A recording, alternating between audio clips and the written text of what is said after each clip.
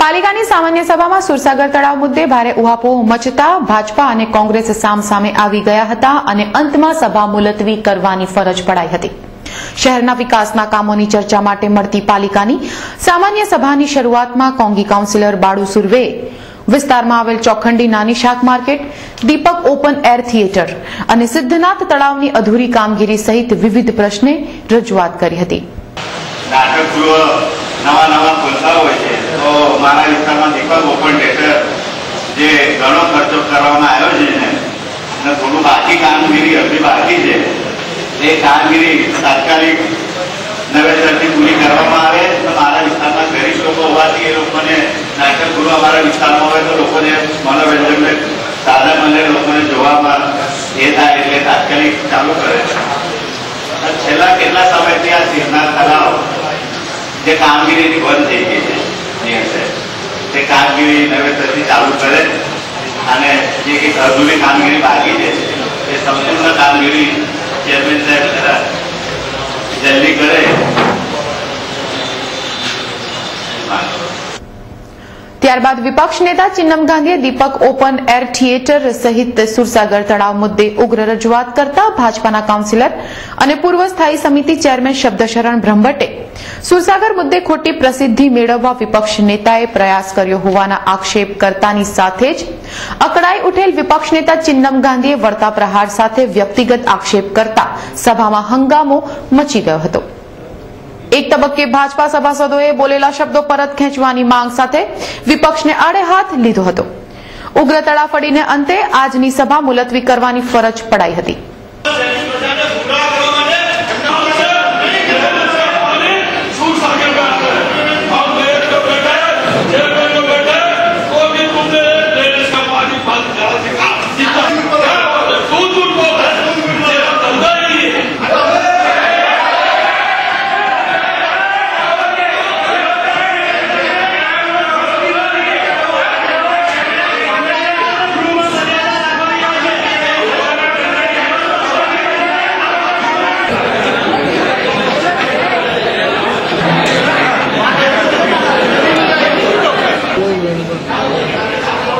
આ અંગે પૂર્વ સ્થાયી સમિતિ અધ્યક્ષ અને કાઉન્સિલર શબ્દશરણ બ્રહ્મભટ્ટે જણાવ્યું હતું કે વિપક્ષ નેતાને સભાની ગરિમાનું ભાન નથી।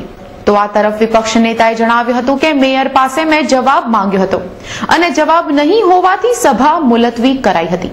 જો મેયરે જવાબ આપી દીધો હોત તો મેં બોલેલા શબ્દો હું પરત ખેંચી લેત અને સિનિયર સભ્યોનું માન સન્માન જાળવવાની મને જાણ છે, તેમ તેઓએ જણાવ્યું હતું। સુરસાગર તળાવને પવિત્ર બનાવવા માટે શહેર કોંગ્રેસ અમદાવાદ સાબરમતી નદી અને મહીસાગર નદીના પવિત્ર જળ સાથે આવી પહોંચેલ કળશ યાત્રાનું ભવ્ય સ્વાગત કરવામાં આવ્યું હતું। શહેરની આન બાન અને શાન ગણાતું રમણીય સુરસાગર તળાવ દૂષિત થઈ જતા શહેર કોંગ્રેસ દ્વારા આગામી 6 તારીખે 5 નદીઓના પવિત્ર જળને ધર્મગુરુઓની ઉપસ્થિતિમાં મંત્રોચ્ચાર સાથે સુરસાગરમાં પધરાવી પવિત્ર કરનાર છે, જેના ભાગરૂપે આજ રોજ મહીસાગર નદી અને અમદાવાદ સ્થિત સાબરમતી નદીના પવિત્ર જળકુંભ છાણી ખાતે આવી પહોંચતા શહેર કોંગ્રેસ પ્રમુખ નરેન્દ્ર રાવત સહિત મોટી સંખ્યામાં ઉપસ્થિત હોદ્દેદારો કાર્યકરોએ ભવ્ય સ્વાગત કર્યું હતું।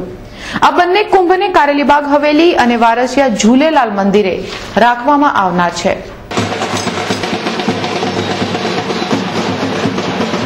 બરોડા ડેરીના દૂધ ભરણમાં સ્થાનિક મંડળીના નામે રાજ્ય બહારથી સિન્થેટિક દૂધ ભેળવવાના ચાલતા ષડયંત્રને પગલે પાલિકાના ફૂડ ઇન્સ્પેક્ટરોએ દૂધના સેમ્પલો લીધા હતા, જેને પગલે ડેરી ઉપપ્રમુખે પાલિકા સત્તાધીશો સામે વળતા પ્રહારો કર્યા હતા।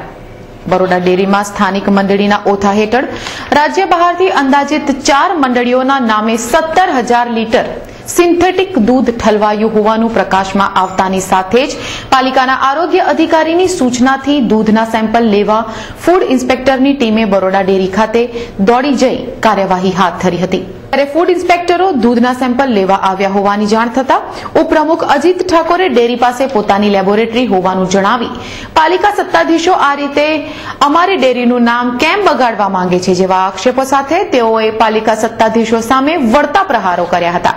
સયાજીગંજ અલંકાર ટાવર પર એસી ફિટિંગ કરવા ગયેલ કારીગર નીચે પટકાતા મોતને ભેટ્યો હતો। સયાજીગંજ અલંકાર ટાવર ખાતે આવેલ સનશાઇન હોટેલમાં સુરતથી નૌશાદ તથા હારૂન નામના કારીગરો એસી ફિટિંગ કરવા આવ્યા હતા.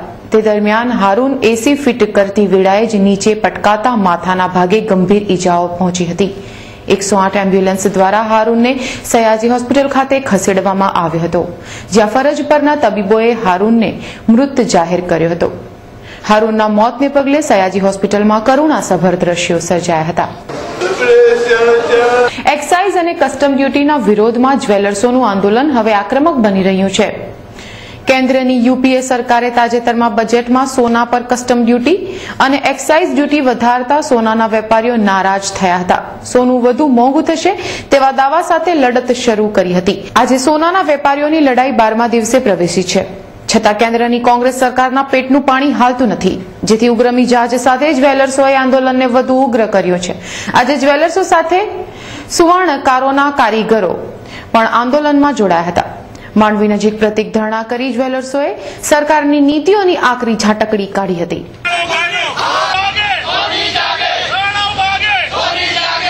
બીજી તરફ ગુજરાતના પ્રાધ્યાપક તબીબો પણ ટસના મસ થતા નથી. પડતર માંગણીઓ સાથે આંદોલનના માર્ગે નીકળેલા તબીબી પ્રાધ્યાપકો આંદોલનને વધુને વધુ જલદ બનાવતા જ આજ રોજ મેડિકલ કોલેજના પ્રાંગણમાં ધરણા અને રામધૂન બોલાવી હતી. પ્રાધ્યાપક તબીબોએ સરકારને સદબુદ્ધિ આવે તે માટે રામધૂન બોલાવી હતી. તબીબી પ્રાધ્યાપકોની લડાઈ દિવસે ને દિવસે ઉગ્ર બનતી જાય છે. આવતીકાલે તબીબી પ્રાધ્યાપકો રેલી કાઢી જિલ્લા કલેક્ટરને એક આવેદનપત્ર આપનાર છે. જ્યારે તબીબી પ્રાધ્યાપકોની આ લડાઈમાં જુનિયર ડોક્ટર એસોસિએશન પણ જોડાય તેવો દાવો કરાઈ રહ્યો છે.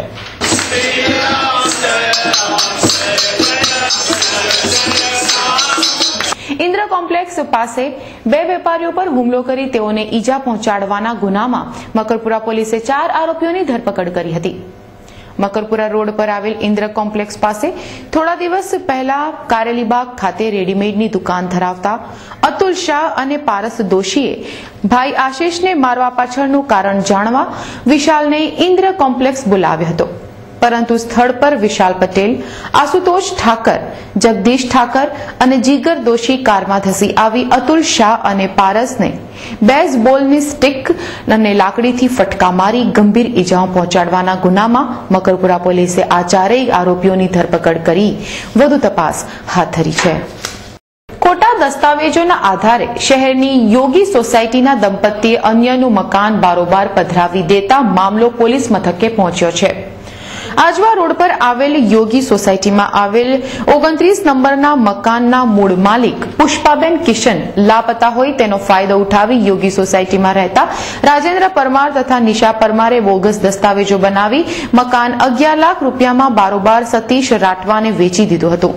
જે અંગે સતીશ રાઠવાએ પાણીગેટ પોલીસ મથકે ફરિયાદ કરતા પોલીસે દંપતી સામે ગુનો નોંધી વધુ તપાસ હાથ ધરી છે. અખબારી અહેવાલોને લઈને કિન્નાખોરી રાખી હાલોલના પત્રકાર વિરુદ્ધ ખોટી રીતે ફરિયાદ થઈ હોવાના આક્ષેપ સાથે મુસ્લિમ સમાજે વિશાળ રેલી સાથે પ્રાંત અધિકારીને એક આવેદનપત્ર પાઠવ્યું હતું. હાલોલના છેવાડે બહારથી આવેલ પરપ્રાંતીય અને ગુનાહિત ઇતિહાસ ધરાવતા ઇસમોના ગેરકાયદે કામોનો પર્દાફાશ કરવા ઉપાડેલ લડતમાં યુવાનગર સેવક અને અખબારી આલમ સાથે સંકળાયેલ પત્રકાર મકસૂદ ઉર્ફે મુન્નાભાઈ સામે વેરભાવની વૃત્તિ રાખી ખોટી ફરિયાદ થઈ હોવાના આક્ષેપ સાથે મુસ્લિમ સમાજના અગ્રણીઓ સાથે ગઢવી સમાજના અગ્રણીઓની ઉપસ્થિતિમાં એક વિશાળ રેલી યોજી પ્રાંત અધિકારીને આવેદનપત્ર દ્વારા સત્ય હકીકત બહાર લાવી ગુનેગારોને સજા કરવાની માંગણી કરાઈ હતી. વડોદરાની સ્વરાયન સંસ્થા દ્વારા ઉસ્તાદ ફૈયાઝ ખાની યાદીમાં 30મી માર્ચના રોજ સંગીતના સુમધુર કાર્યક્રમનું આયોજન કરવામાં આવ્યું છે. ભારતના શ્રેષ્ઠ ગાયકોમાં ઉસ્તાદ ફૈયાઝ ખાનનું નામ આદરપૂર્વક લેવાય છે. સ્વરાયન સંસ્થા દ્વારા આયોજિત યુવા સંગીત સંમેલનના કાર્યક્રમ બાબતે આજે કીર્તિ મંદિર ખાતે એક પત્રકાર પરિષદનું આયોજન કરવામાં આવ્યું હતું. ફેકલ્ટી ઓફ પરફોર્મિંગ આર્ટ્સના ઓપન એર થિયેટર ખાતે રાત્રે 8 કલાકે આ સંગીત સમારોહ વિનામૂલ્યે યોજાનાર છે, જેમાં વડોદરાના કલાપ્રેમી જનતાને પધારવા અપીલ કરાઈ છે. જિલ્લા કલેક્ટર કચેરીના તાબા હેઠળ આવેલ વિવિધ કચેરીઓના બાકી જીઈબીના બિલ મુદ્દે શહેર પ્રાંત અધિકારીએ તમામ શાખાના વડાની મીટિંગ સાથે માર્ચના અંત સુધીમાં બિલ ભરવા તાકીદ કરી હતી. જિલ્લા કલેક્ટર કચેરીના તાબામાં આવેલ નર્મદા ભુવન, કુબેર ભવન, કોઠી સહિતની વિવિધ ઓફિસોના જીઈબીના બાકી પડતા અંદાજિત 10 લાખના બિલો સંદર્ભે શહેર પ્રાંત અધિકારી એસપી મુનિયાએ જીઈબીના બિલો સંદર્ભે અધિકારીઓની તાકીદની બેઠક બોલાવી આગામી 31મી તારીખ પહેલા ભરી દેવા તાકીદ કરી.